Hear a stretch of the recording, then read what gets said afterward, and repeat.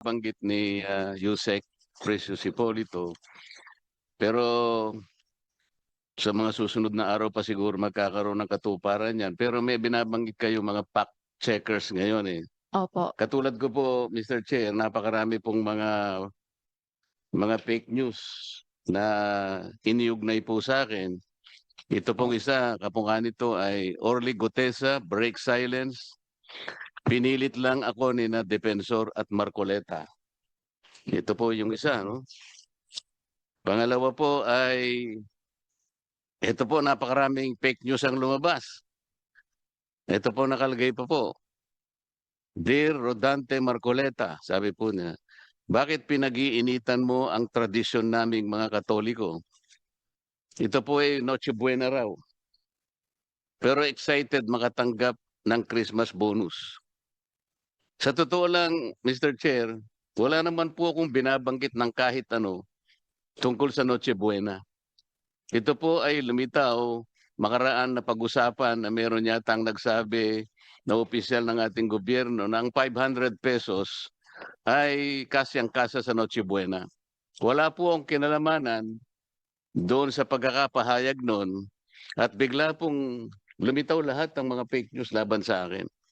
Yan po yung pangalawa. Ang pangatlo po, ayaw po talagang tumigil. Ilagyan po ako ng litrato. Parang inaabutan ako ng Red Horse ni dating Pangulong Duterte. Ayan po. Alam naman po nila na iglesia po ako at hindi po kami umiinom ng kahit anong alak o anong inuming nakalalango. Ayan po. At ang pangapat po, ayan na naman. Kapapasok lang, sabi po, Mr. Chair. Yari na, Marcoleta, na bigla sa mabigat na hatol sa kanya. Tanggal na siya sa Senado. Paano naman po kayo magiging masaya sa ganito? Kaya po, ganito kasidhi po ang pagtatanong ng ating chairman at nandito po ang ating Senate President at nandito po ang pinakasikat sa social media, si Senator Rapi Tulfo. Lahat po kami ay nagrereklamo sa nangyayari. Ako po bilang, siguro, kailangan ko rin pong ipagtanggol ang sarili ko, Mr. Chair. Gumawa po ako ng paraan eh. Sinaliksik po namin kung sino yung gumagawa nito tungkol kay Gutesa. Napansin po namin at nakuha namin na a certain CDG Media Minds was promoting around 12 ads of the same topic on Meta. Ang registered mobile number ay nakuha po namin, nakarehistro kay Luis Orbon. Na-track po namin yan. At pagkatapos po na ma-expose ko sa program namin, siya mismo ang nagtanggal. So naunahan po namin ang ano yun? ICCI ba yun? Naunahan po namin ng DICT, mabuti tinanggal po yun. Kasi nakuha po namin yung kanyang pagkakakilanlan, pati yung kanyang telepono, nakuha namin pati yung kanyang ano na yun? Marami po eh. Yung kanyang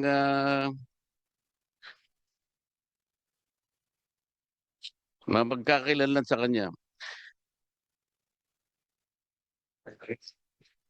Yung ginagamit sa Facebook. Yung email address po niya, pati website niya, nakuha po namin. Kaya siya na po ang nagtanggal. Pagkatapos, ito pong Noche Buena, ganun din po ang ginawa namin. At iniulat din po namin sa aming contact sa Singapore na baka sakaling, ito po, inalis niya rin. Ngunit, ginamit na recycle po para ganun ay makarating na naman sa ibang kaparaanan. Ang problema dito, Mr. Chair, kagaya po na binabanggit ni Yusek Precious kanina, bakit po yung mga fact checkers po na alam natin, ang fact checkers ng Meta ay Vera Piles at saka ang Rappler. Bakit po hindi nyo ma-take down kaagad? Ang ginawa lang po ninyo ay nilabel ninyo na misinformation. At pagkatapos, naging demote na lang. Para sa ganoon ay makita ng kukunting tao na lang. Bakit po ganoon? Paano kayo naging fact checkers? Alam naman po ninyong hindi totoo. Kaya tama po yung sinasuggest nyo, dapat objective yung mga fact checkers. Yung walang kinikilingan, hindi namumulitika. Alam naman po ninyong completely fake po lahat ito eh. Bakit kinakailangan kami po ang gagawa ng paraan? Magsikap kami sa sarili namin para ma-take down lang ito. Sapagkat hindi lang po nakakainis eh. Nakakasira po talaga. Kung sa akin lang po siguro, hindi ko masyadong iindahin ito eh. Ang problema, kapag nakita ng mga tao kahit hindi totoo, pinaniniwalaan po nila eh. Their ability to mislead people, yung po ang masakit sa akin. Sa akin, kahit na hiyain ninyo ako, hindi masyado siguro sa akin yun. Ayoko lang nami-mislead ang mga tao into believing na ito po'y totoo. Malaki pong problema yun eh. Ano po bang pagkakaiba ng misinformation at saka disinformation? Secretary Mon Ilagan, kasi sinabi mo kanina misinformation. Wala po akong nakikitang pagkakaiba ng dalawa na yun. Kung misinformation, they're getting the wrong facts altogether. Disinformation, ganun din. They tried to mislead people. Kahit pagbalik-baligtarin nyo yung dalawang salita na yun, iisang kahulugan nun. They will get the facts wrong for people to be misled. Period. Walang mapapakinabang doon. Why can't the fact checkers in the meantime do something? Sabi po kanina, ma'am, sabi mo, Attorney Bautista, meron jurisdiction tayo. How come that we have a jurisdiction but we cannot do anything about it? So this is an empty jurisdiction. Attorney Bautista. Apo.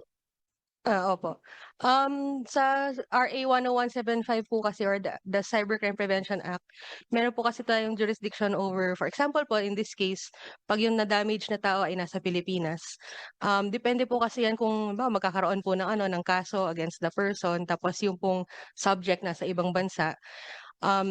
Yun lang po, magkakaroon po ng proseso na magkakaroon ng filing of cases over the person na nasa ibang bansa. Yun nga lang po, magkakaroon ng iba na namang pag-uusap if may implement po yung kung ano man yung kailangan nating mechanism na para mapa-implement yung mga Attorney, parang ibig pong sabihin ni Senator Marcoleta, ba't hindi ma-take down kaagad? Opo, parang yun po eh. Parang kumakalat na ba? Kung hindi pa nila ginawa ng paraan na sila na yung magpa-take down, hindi pa mati-take down. Parang ang tagal. Parang wala tayong jurisdiction talaga. Parang ganun. Wala tayong power. Parang ganun po. Yes, Mr. Chair. Bakit sa dalawang pagkakataon nagawa namin? Dahil lamang sa pagsisikap namin na hindi mamislead ang tao. Kami na ang gumawa. Ito po ang paraan, alam nyo naman eh. I-report ng user sa Meta sa Singapore. Meta Philippines delegates it to our third-party fact checker. From the third-party fact checker feedback, Meta in Singapore will take down degrading yung mga findings na yun. Bakit hindi nyo magawa yun? Bakit po kami nagawa namin? And we successfully took down at least 2 fake news. Attorney? Tulad din po na sinabi ng PNP kanina, nagagawan po kasi ng request sa mga social media platforms. Pero hanggang dun lang po kasi yung kaya namin gawin, hanggang mag-request. Tapos hindi Attorney, nagawa nga namin 2 beses. Eh. The question is, how come we did it before you can do it? Nagawa po namin. Pero ayaw na namin pong gawin dahil dapat kayo pong gumawa to protect us. Ang dami po ninyo eh. You are there to simply protect people. Mr. Chair, Senator Raffy Tulfo? the permission of Senator Marcoleta, pinag-usapan natin yung mga fact checker dito. Na first of all, I'd like to thank Rappler because there was one instance na I was a victim of fake news and then nagpalabas ang Rappler ng fact-checking and napatunayan na fake ngayon. So ang tanong ko, wala bang agency sa ating gobyerno na tinitingnan yung mga fact-checking group? At kapag napatunayan na talagang fake, then motu proprio, kayong gagawa ng paraan na para ipa-down yun, iti-take down yun. And then number two, wala bang agency sa ating gobyerno ngayon na nag-check sa itong mga troll farms? Because itong usong-uso ngayon, itong troll farms, talamak na talamak to. Are we not doing anything about these troll farms? Salamat, Senator Marcoleta. Salamat, Senator, Mr. Chair. So, anybody would like to answer that? Unahin po natin yung ating mga fact checkers. Okay lang sa iyo, Senator Marcoleta? Opo, unahin po natin ang Vera Files. Magandang umaga po. Alam mo, maganda itong hearing kasi at least marami tayong mapaliwanag kung maraming points na ni-raise si Senator Marcoleta. So isa-isahin natin. Isa kasi yung papel ng ano ba yung fact-checking in the first place, 'di ba? Ang fact-checking kasi ay isa yan sa pagsusuri kung tama o mali yung isang post na lumalabas sa social media, 'di ba? So ang trabaho ng dalawa ang official fact checker ng Facebook dito sa Pilipinas, yung Vera Files at saka yung Rappler. Pero ang trabaho ng fact checking ay lahat na gumagamit ng social media may dapat magiging fact checker, 'di ba? Hindi ka yung ano yan bawat isa can be a fact checker and should be a fact checker pag gumagamit ka ng social media. So, ang ginagawa sa ano kasi sa fact-checking arrangement tama yung sinasabi ni Senator Marcoleta na ang fact-checking arrangement namin sa Meta, di ba? Kina-classify namin pag may ano dito? Araw-araw kasi sinascour namin, tinitingnan namin lahat ng mga post sa social media, tsaka alamin namin kung alin doon ang pwede namin ma-fact check. Dami-dami talaga, hindi naman pwede namin kaya lahat. Kaya kailangan talaga bawat isa sa atin magtulungan at magpa-fact check, ganon. So paano namin kina-classify yung priority, 'di ba? Yung priority na kung anong unahin namin, ganon. Na isa dapat statement of fact, 'di ba? Hindi pwede kami mag-fact check ng opinion o kaya yung fiction, 'di ba? So dapat statement of fact ang aming ipa-fact check. Number two, dapat relevant. 'Di ba? Yung may kabubuluhan sa bayan, yung away ni Ellen Adarna at saka ni Derek Ramsey, no? Kung sino nagsasabi ng totoo, hindi naman pakialaman 'yan, 'di ba? So ang pipiliin namin ay ipa-fact check yung may para sa amin yung relevant sa bayan, ganon. Madam, let's Senator Marcoleta. Opo. Let's concentrate, Mr. Chair, on the four instances I have cited. Number one, ito pong ginawa nila tungkol kay Orly Gutesa.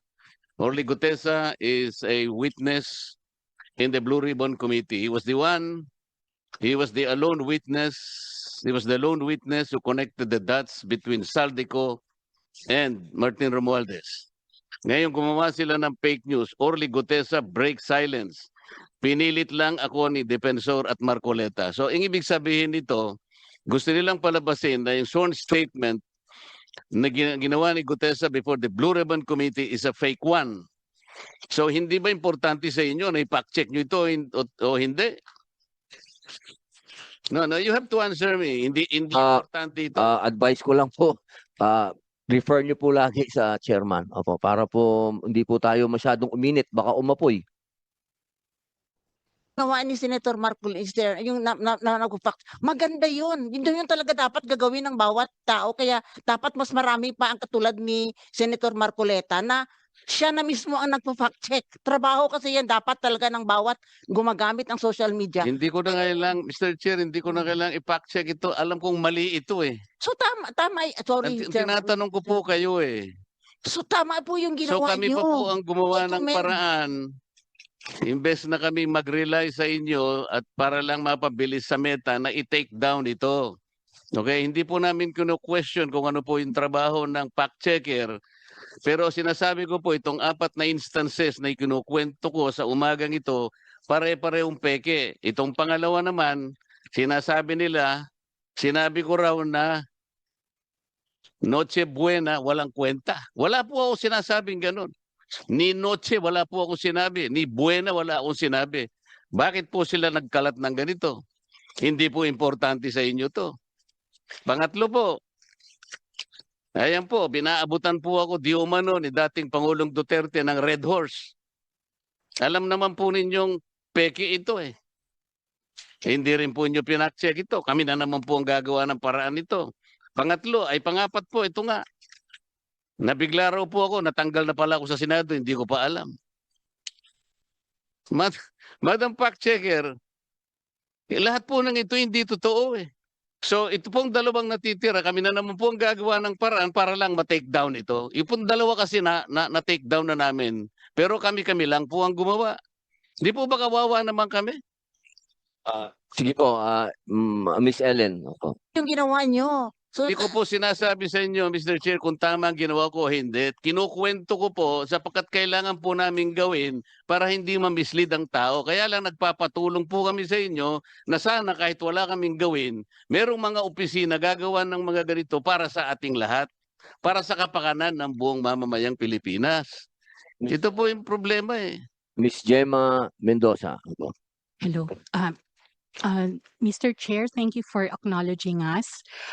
First of all, salamat po sa mabuting senator tungkol na pinakita niya yung mga examples na yon ng potential na ng fake news tungkol sa kanya, ng disinformation tungkol sa kanya. Siguro po i-explain lang po natin yung proseso. Tulad po ng sinabi ng colleague ko from Vera Files, napakadami po talaga nung volume nung mga nakikita, yung mga kinakalat sa social media. Hindi po namin yun lahat nakikita. And ang isang paraan para tinitingnan namin paano mas marami kaming makita ay humihingi kami ng contributions mula sa publiko. So, pag may in-email po sa amin either through desk@rappler.com or through factcheck@rappler.com, yun po ay tinitingnan ng aming mga fact checker. Ngayon, may sinabi po kanina ang butihing senador na bakit labeling lang ang nagagawa namin. Ito po ay dahil hindi po talaga namin, wala po kaming powers to take down. Ang nagti-take down po ay ang Meta, yung may-ari ng platform. Hindi po yung fact checkers. The only thing that we can do is to rate the content, yung link po doon sa sa social media platform na pag-aari lang ng Meta. Wala po kaming kinalaman sa mga ibang platforms din. Mr. Chair, pwede makasingit? Senator Raffy. Opo. Yeah, first of all, I would blame Rappler and Vera Files doon sa whether or not they're doing fact-checking kasi hindi naman nila responsibility yun eh. Ang responsibility talaga dapat, sabi kanina, motor proprio, dapat isang ahensya ng ating pamahalaan na magtingin doon sa mga lumalabas sa social media na whether ito ay totoo o hindi, at kapag hindi, then agad-agad kumilos, nandiyan naman yung PNP para maka-take down. And I would suggest, last thing, Mr. Chair, siguro total meron tayong national ID system na lahat ng mga magkaroon ng accounts sa social media, whether Facebook, TikTok, YouTube, whatever that is, kailangan mag-present ng ID para isang account lang ang pwedeng i-open. Kasi nangyayari kasi, Mr. Chair, ngayon, nakakapag-open sila ng 1-2 sawak account using dummy accounts. And these are the people na nag-umpisa ng mga fake news. Malakas ang loob nila dahil fake yung mga accounts nila. So why don't we come up with a law? Isasama siguro natin, Mr. Chair, dun sa batas na pinapasa mo, each and every person na gustong magkaroon ng account sa social media must register. They have to have the ID. Meron tayong national ID system, so hindi pwede sabihin anti-fraud to.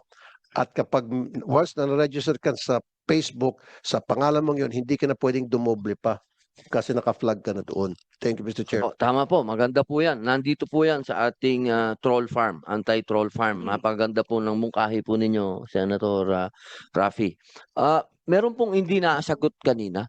Opo, maganda po yung tanong ni Senator Marcoleta. Wala po ba kayo talagang kinikilingan sa politika sa atin pong fact checkers? Una po kayo, opo. Ah, Ma'am Ellen, I mean, as a journalist, no, kahit na, kasi marami kasing klaseng journalist, no, dapat kasi non-partisan, di ba?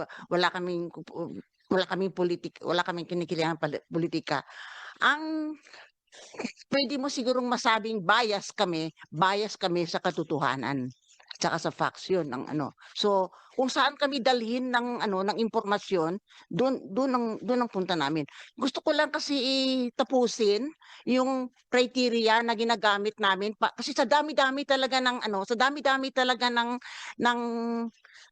kasinungalingan na lumalabas sa social media. Hindi namin talaga pwede lahat I mean, hindi pwedeng iasa sa fact checkers ang laban sa disinformasyon, 'di ba? So dapat talaga bawat isa sa atin yung lahat-lahat natin gumawa ng ating para. So 'di ba nasabi ko na kanina na dapat yun statement of fact, yung hindi yun fiction, hindi yun opinion, yung ang dapat namin i-fact check. Ang pangalawa is yun nga yung relevance, 'di ba? Dapat may ang pangatlo is that timing, 'di ba? Yung tawag dito, yung hindi history ang aming ipa-fact check na nangyari pa nung panahon pa ni Magellan, 'di ba? Ganon. So, yung dapat timely, 'di ba? Ang isa pa is that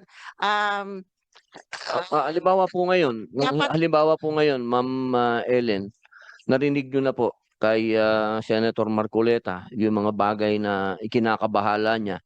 Yun po ba mabibigyan po ng panahon sa inyo para ma-fact check niyo po yan? oo naman. Opo, yun. Kaya- Marcoleta, ano po ang masasabi ninyo? Bibigyan daw po nila ng panahon yung 4 na Ito pa, issue sa inyo. ito pa kasi isa pa kasi Salamat. kailangan yung sinasabi namin feasibility, dapat titingnan namin kung kaya namin yan ma-debunk, ano ba yung debunk sa Tagalog? Mapawalang saysay niyo po. At Ano po yan? least, no? Opo. At least within 24 hours kasi ang purpose kasi ng fact checking is to stop the spread of falsehood para mahinto yung pagkalat.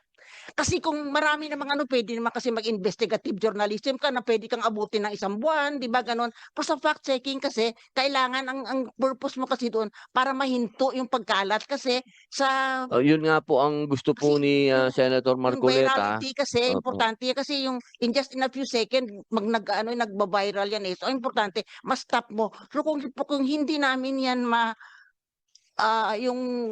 kung feeling namin kailangan pa maraming, mas marami pa kaming kailangan para ma-debunk yun, ganun. Ipapasa namin yun sa team na pwede siguro mag-investigative journalism, ganun. So, yun ang mga Opo. criteria. Katulad po ngayon, ma'am, nasabi na po sa inyo ng harapan na sinasabi niya fake news yun.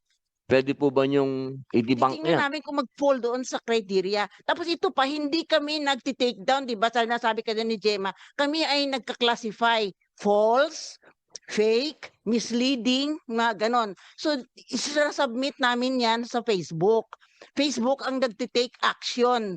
Hindi kami Medyo pagka nagdi-delete, ganyan po hindi kami katagal kasi, nagti-take down. medyo matagal yan, ma'am. Mr. Tagal. Chair, Ano naman? Sige po, Senator Marcoleta. Minsan, dun sa 24 hours. dun sa 4 na fake news na aking inilahad ngayong umaga, yung 2 po ay hindi ko na pwedeng pasalamatan ng Vera Files kasi kami po na-take down na namin nang hindi sila nakatulong. Pero kailangan pong malaman po ninyong lahat na bago po namin nagawa yon, ini-email po namin kasi yung Vera Files at saka yung Rappler. Pero yung Rappler, binibigay rin sa Vera Files. Pero napakabagal po talaga yung action. Kaya doon sa unang 2 sinabi kong fake news, kami na po talaga nakipag-coordinate at successfully nagawa namin. Ito pong pangatlo, partially, ay pasasalamatan natin ang Vera Files kasi po kahit papano, ang ginawa po nila, dinemote po nila. Pero hindi entirely po nakatulong yun. Kasi pag dinemote po yun, ang ibig sabihin nun, meron pa rin pong makakakita, ngunit kokonti na lang. So hindi Hindi talaga buong-buo na aalisin nila. Yung po yung tinatanong ko sa inyo, Madam, ba't kinakailangang i-demote ninyo? Alam ninyong completely fake po ito eh. Talaga pong hindi kayo ang nagte-take down, alam namin yon. Ngunit kapag kayo nakipag-coordinate sa Meta sa Singapore, sila pong magte-take down. Kagaya po ng ginawa namin sa unang instances. Yun po yung aming gustong sabihin sa inyo. Bakit kami nagawa namin? Samantalang kayo ang may direkta pong may communication. Bakit kailangan po natin pagtalunan pa ito? Kasi siguro si Gemma. Miss Gemma Mendoza. I-clarify lang po natin.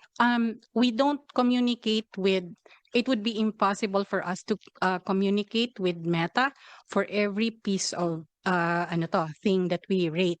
So we don't do that. Ang ginagawa lang po namin, ang interaction namin is through the platform they have, which is the platform that is made available to fact checkers. Yung action po nung yung action ng pag-demote, that is done by Meta when a rating is when a rating has been submitted. And that is that is their algorithm already that works on it. Now, yung question po about so like halimbawa po yung kanina nabanggit na yung isang content was manipulated. Definitely po, if that was submitted to us, then we would have looked at it. So isa po yun sa mga tinitingnan namin talaga. Ngayon, hindi po talaga lahat nagagawa kasi kaunti lang po talaga kami. At hindi naman po yun lahat matitingnan ng mga fact check. Mr. Chair, ako po naniniwalang hindi po nyo kaya lahat tingnan. Pero yung mga bagay na nire-repair po namin sa inyo through email, dapat tingnan naman po ninyo. Hindi namin gagawin yun ng ganun-ganun lang. Kaya namin kinakasangkapan kayo at gusto namin tulungan nyo kami dahil mali nga po itong ginagawa nila. So, we are not asking you to look at every fake news in the entire universe.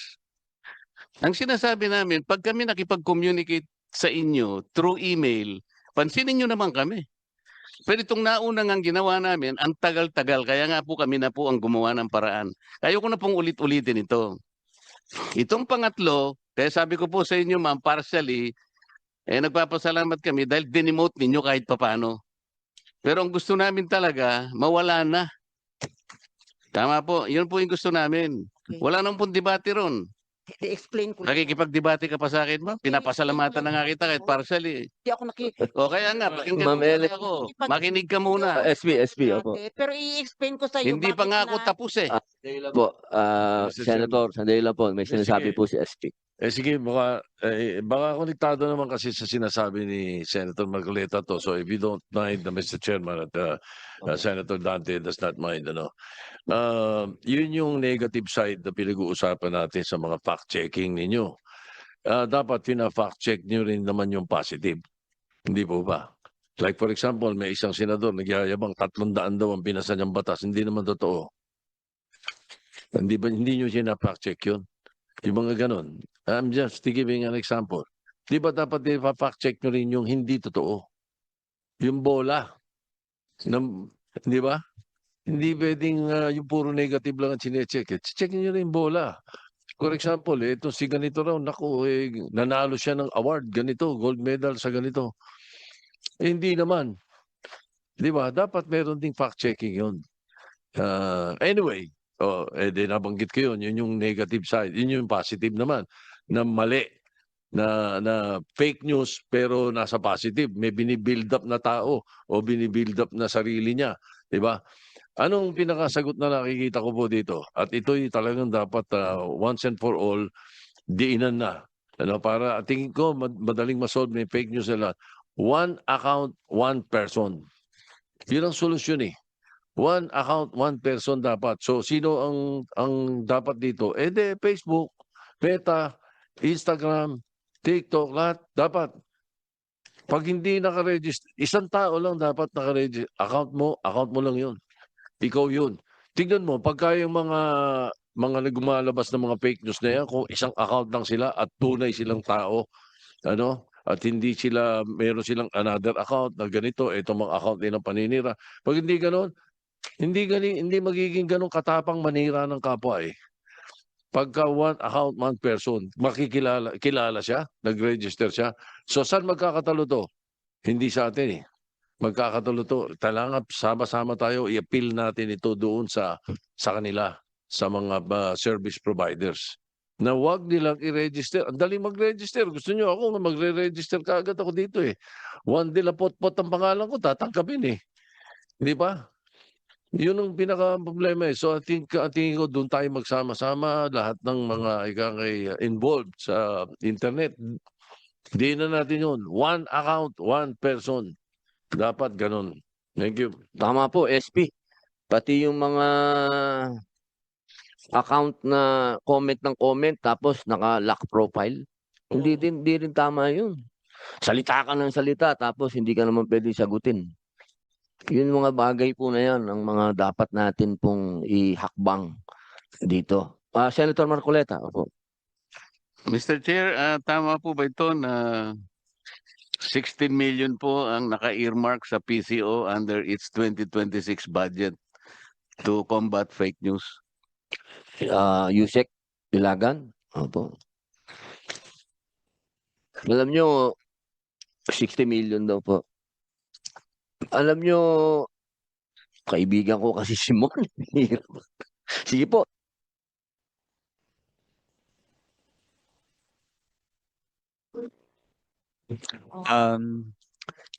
Sorry, sir.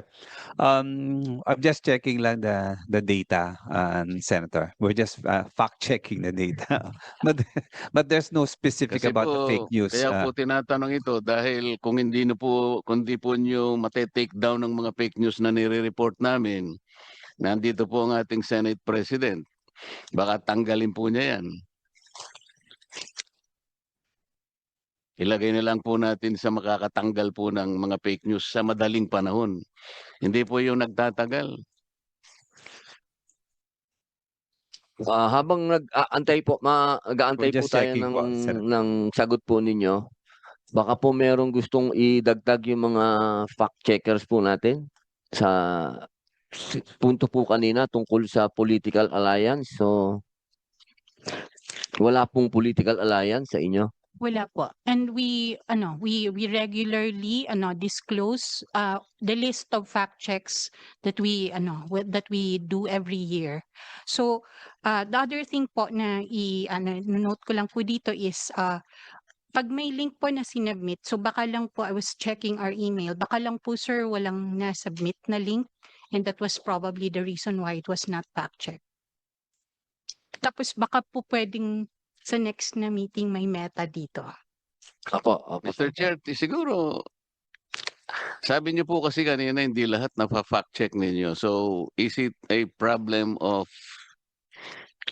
competence or your ability to fact check all things that go to the internet? Kasi kung talagang imposible naman yon, so what is a fact checker for? Kung hindi nyo naman talaga mapafact check lahat. Kagaya ng nangyayari po ngayon. Ano po yung limitations ninyo if there are limitations? Yung fact-checking po, tulad po ng sinabi ng aking colleague, is that it's an exercise that we started doing because there's posting online. There are people posting online. And siguro ilang million po nung mga Pinoy ang nagpo-post online on a given day. So yung ganong volume po talaga, hindi po talaga kaya yon ng nung isang small organization na tulad namin. But what does Facebook do with yung mga sinasubmit namin? Supposedly, they're using their algorithms to look for similar content, similar to the ones we have already rated. But I cannot speak po, Mr. Chair, for Facebook. Meta needs to speak for itself because hindi po kami yung hindi po kami yung platform. We're only fact-checking what we see and what we can reasonably fact-check. Mr. Chair, we were informed that Veraphiles and Rapplers are the ones employed by Meta to be the fact checkers. That is true, Mr. Chair. So We you have an admitted- arrangement. You admitted the obligation for Meta to fact We check. do not have, Mr. Chair, the obligation to fact check all content on Facebook. That is impossible, and we don't even Kaya nga see all tinatanong ko po content. sa inyo, what is your limitation kung meron? Kasi sabi nyo, you are a fact checker. Mm-mm. So, kung hindi nyo lahat mapa-fact check, ano po yung limitations para malaman namin? The limitation is volume, as I mentioned po, Mr. Chair, and that's the reason po why, as my colleague was pointing out, So lahat po we talaga. probably fall on the limited area of your fact-checking responsibility. Kagaya nito, 4 lang po yung sinasabi ko, pero hindi pa na fact-check on time.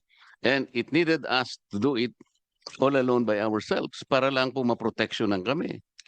Mr. Chair, when I just checked my inbox and I was looking for the link to those posts. I don't see links to those posts when I checked my inbox. It's possible na hindi po namin siya nakita. So, if the good senator would send us the links to those posts, we will have a look at them. As we do when we receive emails concerning these things to fact check. So Mr. Chair, it is the problem of Meta itself. Kasi kami po, nag-email kami sa Meta. And I think Meta simply endorses to you as fact checkers. Kung hindi dumating po sa inyo, talagang may problema po tayo, Mr. Chair. Pinaka-problema talaga ang Meta. We can show you the emails that we have sent to Meta because of this. Kasi importante sa atin na wag ma-mislead ang ating mga kababayan. Napakarami po talaga nilang nilalabas. Mr. Chair, that's why we post all the fact checks of Rappler. They have a message at the bottom. May message po sa bottom where we tell people where to send us links for fact checking para kung sakaling hindi po namin nakita sa dashboard na binibigay ng Meta, ay may opportunity pa kaming makita beyond that. So yun po yung ginagawa namin. The fact checkers are limited in the sense that they cannot totally fact check anything that goes into the internet. We are in this situation at present. So magtatagal po bago natin ma-address lahat ang problema na may kinalaman sa fake news. Sa ngayon wala po tayong magagawa. Is that the state of affairs now? With respect, Mr. Chair, this is why we are here in the hearing today. Our suggestion, in fact, and one particular action point po kasi na kailangan mangyari. Kasi before po, there used to be more access to data in the platforms. Sa ngayon po, over the past years, that access has been reduced. So we have difficulty seeing like actually searching for content already that is similar to things we see. We have already fact checked. So isa po sa mga sinasuggest nga namin yung transparency, the platforms need to be compelled to share data that will make it possible for third parties, hindi lang po yung mga fact checkers, but also other third parties to audit what is being amplified within these platforms. We don't see everything. So Mr. Chair, while we are talking, what happens now with the fourth fake news? Naunahan po si Senate President. Ang sabi po nitong pang-apat na fake news, Yarina Marcoleta na bigla sa mabigat na hatol sa kanya, tanggal na sa Senado. Hindi pa po alam ng Senate President ito eh. Siguro What are we going to do with this fourth fake news? hihingin na po Harap kayo natin. lahat. If the senator will Sandali na send po. the link, Hihingin na po natin ang statement po ng ating SP para maisulat nyo na po. Totoo po bang wala na sa Senado? Hindi po, buhay na buhay. Narito, kasama po namin. Yan po, galing na po sa bibig ng ating Senate President. Sana po sa lahat po ng may social media, sana po mapakalat na po na hindi po totoo yan at isang fake news yan. Opo. Hingin ko lang po sa lahat na total na sagot na po at malinaw na hindi kayang i-take down kaagad. Medyo yaan po ang pagbibigay natin ng tuunan ng pansin ngayon. Ngayon po, hingin na po natin ang bawat position paper. unahin na po natin. Sino po mauna? Sino po ang handa na sa inyong position paper?